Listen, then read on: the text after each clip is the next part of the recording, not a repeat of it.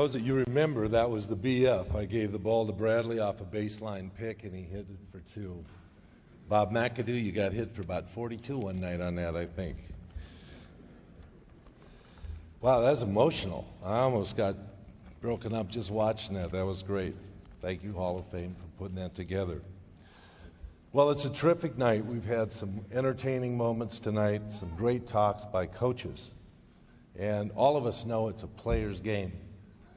But tonight, as a coach who's coming back having played in the NBA, I feel that it's a great responsibility to give this game back to the players and understand that it's their effort. And that's what I learned from Red Holzman. Tonight, I want to say some quick to-dos to many people that have vaulted me on this path. The people that I've worked for, the organizations I've worked for, from the Albany Patroons, the Quebradillas Pirates, the Isabela Gallitos, the terrific years with the Chicago Bulls, and of course the incomparable LA Lakers. My coaching staff, who have been with me in the trenches and been unified in a team attitude that's taught our team how to play together, and the GMs that have been with me to try and conspire to get players that wanted to play together. That covers the bases in all one paragraph. But for those of you who don't Google, I think I have to personalize this just a little bit. My family of origin is something I'd really like to thank. Both my parents were ministers. My father befitted the term a Christian gentleman. My mother was a competitor. She was the captain of her high school basketball team, and probably the most competitive person I've ever known or ever coached. I have 3 siblings, a deceased sister, and 2 brothers, Chuck and Joe, that were 4 and 6 years older than myself, that brought me along and taught me how to play a lot of games. And they saw that competitive edge that I had as a child, and they made sure that it was honed to a fine-tuned value. The coaches I've had my educational years, my high school coaches, both Petersons, H.L. and Bob Peterson. H.L. taught me, no pain, no gain, and Marine. And Bob Peterson, my high school basketball coach, taught me there's joy in this game and the pleasure of playing it. I've got probably 6 teammates that are in Colorado, in Steamboat Springs this weekend, Coyotes that were on a championship team with me. We usually take this weekend out of the year to reminisce and have a good time. Hello to them.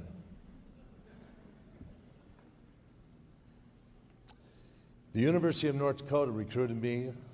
Coach was Bill Fitch.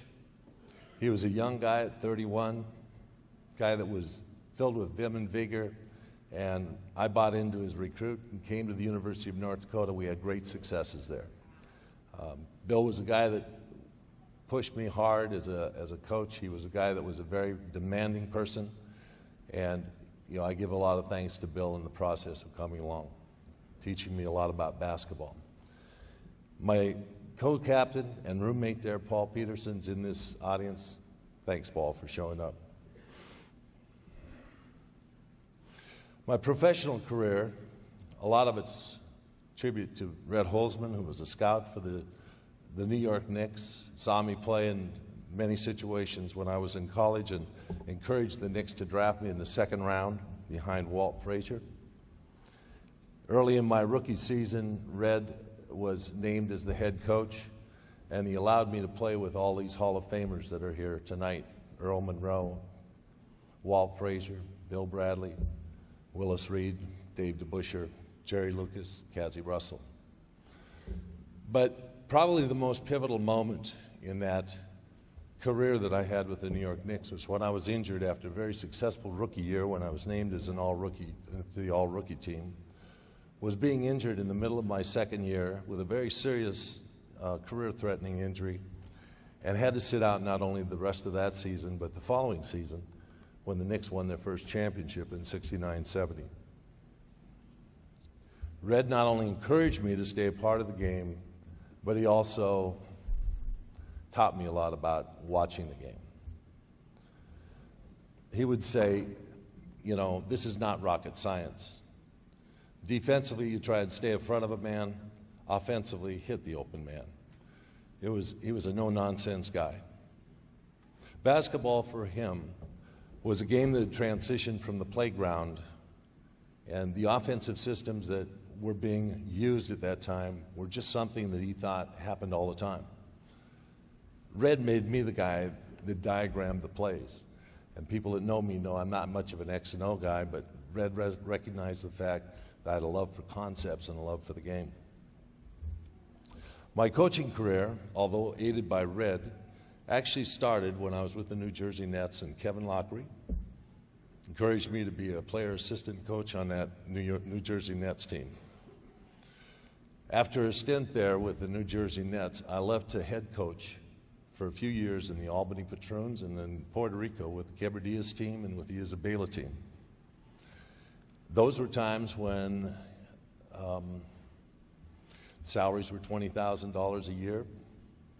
Times were pretty tough, but I felt that being a head coach was probably better for me and my personality than staying with the NBA and being an assistant coach, and I think it paid off. After I came back to the NBA, I was fortunately hired by the Chicago Bulls and was on Doug Collins' staff. And that gave me 2 years of a graduate degree in basketball history. With Tex Winter and Johnny Bach as assistant coaches, the two elderly gentlemen, one from the East Coast, one from the West Coast, taught me all the basketball that they could remember and all the basketball they knew. I got a great education. My thanks to both Jerry Reinsdorf and Jerry Krause, for trusting in a person that was inexperienced to take over the Chicago Bulls team that roared to some great successes in the decade of the 90s. It was a result, of course, of the magnificent play of Michael Jordan, who had the insight to incorporate his teammates, those lesser angels, into his realm. Also to Scottie Pippen, who was a dynamic duo alongside of Michael Jordan. Both of them great offensive and defensive players.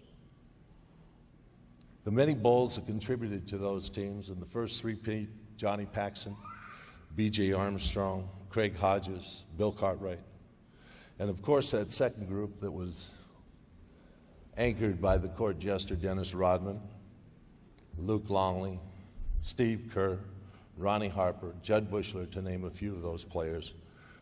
Those years ended and a new era began. The fortunate aspect of going to coach another team that was ready to win the championship. Jerry Buss said, "I'd certainly like to win another championship." And I thought that we could perhaps win more than one. And we did. The Lakers matured, and I was able to watch a team come into fruition. They were not only capable of winning, but being a dominant team. Who could have been more fortunate than I was to have stumbled into this kind of success? Shaquille, Rick, Kobe, Robert Ory, Ronnie, Harper, Fish, thanks a lot for stepping in and helping out. The coaching staffs that have supported me all of these years has been anchored by Tex Winter, the innovator of the triangle offense, and I know of nobody that loves basketball more than this gentleman. Other staff members that have been with me over the years are here tonight, and I'd like to remember them. Frank Hamlin, Jim Rogers, Jim Clemens, Kurt Rambis, Brian Shaw, Bill Cartwright, who also was a co-captain on that first three-peat team, and Charlie Rosen, a friend and a collaborator in Albany, New York, who predicted my success and is the most prolific basketball novelist of this era. Of course, I have to thank my family. They're my personal cheering section. They were chasing their dad around to a variety of places, and they made it possible for me to have some success. First of all, June, the mother of 4 of my 5 children, she's the best mother and cheerleader. I've said before that my 5 kids use the playoffs as a measure of a party to kick off the summer. They went through 10 finals. They just had a ball. Tonight I'd like to read a poem by my youngest son, the poet, to give some perspective about the life.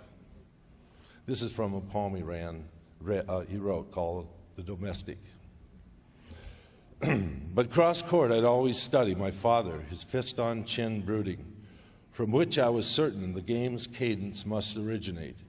Each entry pass orchestrated, all layups divined, or during timeouts the arc and tremble of his ballpoint as he etched in the playbook a flash pivot and flex cut or a weak side back screen, where Edwin Peyote leaped away with the rim, driving his forearm through the metal pith, spinning it at half court, a trophy on a spit. And I remember those defeated nights I hid beneath the bleachers, imagining each play strung up and passing like a parade of migratory birds, remembered less for flight than for rhythm, turning and turning under my father's constellation. Before he took the wheel, before we sank into the wetlands, shrieking all the way to our rental houses by the anthills at sea. Thanks, man.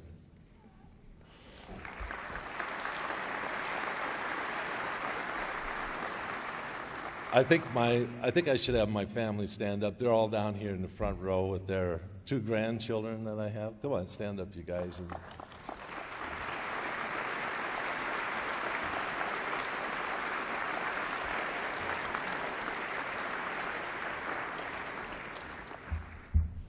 Basketball is a wonderful game, and it's evolved so much in the 45 years that I've been part of it. From watching the Texas El Paso team to seeing the athletes evolve to the space that they're at, the domination physically of the game. I think the game's always evolved. I think sometimes that we put our players on too short a court and too short a basket for the way they can play the game now. I think the game has to evolve, and you in the hall and people that are here, we're capable of keeping that game evolving to keep it even a better sport as it goes forward. I think we always must remember to respect the game, and the reason why James Naismith made this game happen. It's a competitive game, a non-contact sport that's based on speed and skill, and it's a lovely game to coach. Finally, before I'm through, I'd like to thank Jeannie Buss, my companion, who talked me into coming back in the second coming of the Lakers, and I want to let you know that we're still going for the gold. Thank you.